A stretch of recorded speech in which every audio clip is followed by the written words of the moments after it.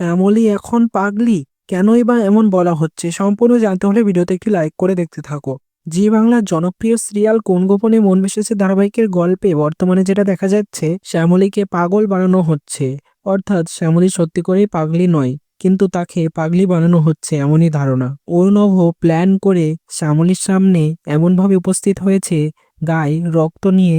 সেটা দেখে শ্যামলী চমকে উঠেছে এবং অর্ণব দাদা অসুস্থ বা তাকে এই করেছে কে, সেটা নিয়েই তদন্ত করছিল। কিন্তু আদতেও তা নয়। অর্ণব সেখানে আসেইনি। সবটাই তার অভিনয় এবং নাটক, যাতে করে শ্যামলীকে সবার সামনে ইনসাল্ট করতে পারে, শ্যামলী সবার সামনে অসুস্থ বলে প্রমাণিত হয়, অর্থাৎ পাগল বলে।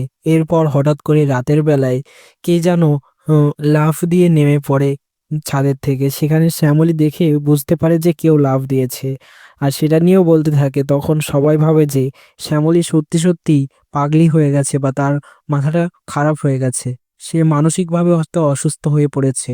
কিন্তু আদতেও তো তা নয়। শ্যামলীকে পাগলি বা পাগল বলা হচ্ছে, মানে উপস্থাপন করিয়ে দেওয়া হচ্ছে। সেটাও করছে অর্ণব বা তার দলবল। শ্যামলীও আস্তে আস্তে সবটা বুঝতে পারবে আর সবটা প্রমাণ করে দেবে। তোমাদের কি মনে হয় তাওতে অবশ্যই কমেন্টসে জানিয়ে এখনই সাবস্ক্রাইব করে নাও আমাদের ইউটিউব চ্যানেল। ধন্যবাদ।